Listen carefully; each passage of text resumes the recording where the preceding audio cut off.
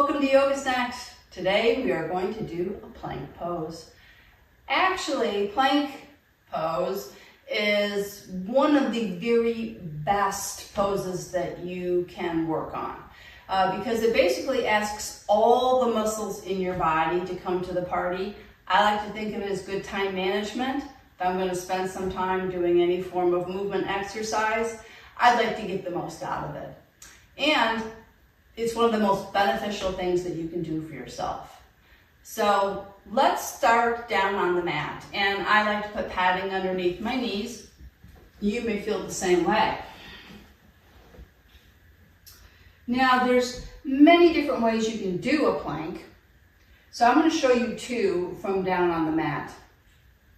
And then I'm going to talk about ones that you can do. If down on the mat is just not your jam yet, it's just you don't have it in you yet, then you can start higher up and do plank on the wall, or you can do plank from a chair.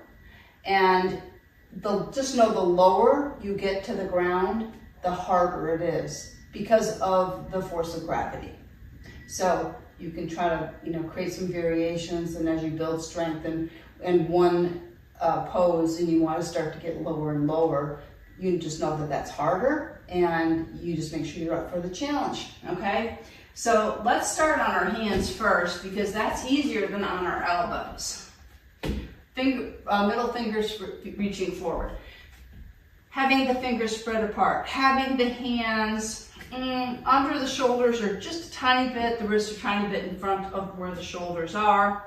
And then you bring one leg behind you with the toes tucked, and you start to kind of get a sense. And then you press down on your hands so you don't collapse into your arms. Otherwise you could tend to hurt your shoulders, and then you can bring the other one up.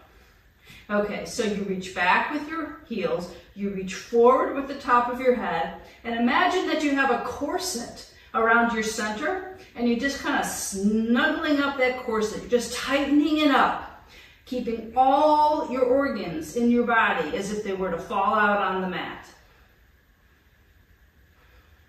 Take another inhale through your nose, and on the exhale, bring one knee down and the other knee down.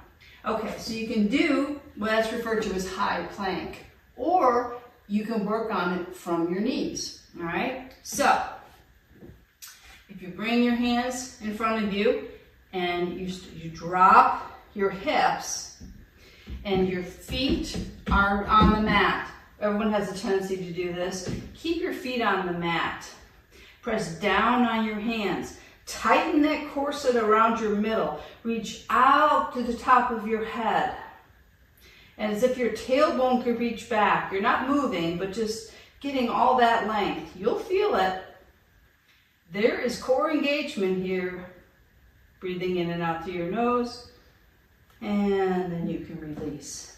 Now that you can do, count for 3 breaths and then take a break and maybe 3 breaths again. If you've been doing a lot of plank poses, maybe you want to go for longer and then take a break and then go longer. If you're ready now to go for the most challenging of the plank poses, believe it or not, is on your elbows. So I'm going to take my blanket and I'm going to stretch it out a little bit so my elbows also have some padding. So you come down on your forearms. Fingertips can face forward, or a lot of times people like to clasp their hands and you're on your knees initially. Okay, so you kind of get yourself going. And then you bring one leg back behind you, press down on your elbows to stay out of your shoulder joint. And then you can come up on the other toe tip. Again, tighten that corset around your middle. The back is not sagging. And breathing in and out through your nose. And you can pick the number of breaths you want to hold this in. And again, if you want to do your knees, you can start on your knees like this. Okay? Tighten the corset, press down on the elbows. You will feel, again, all the core engagement from your knees.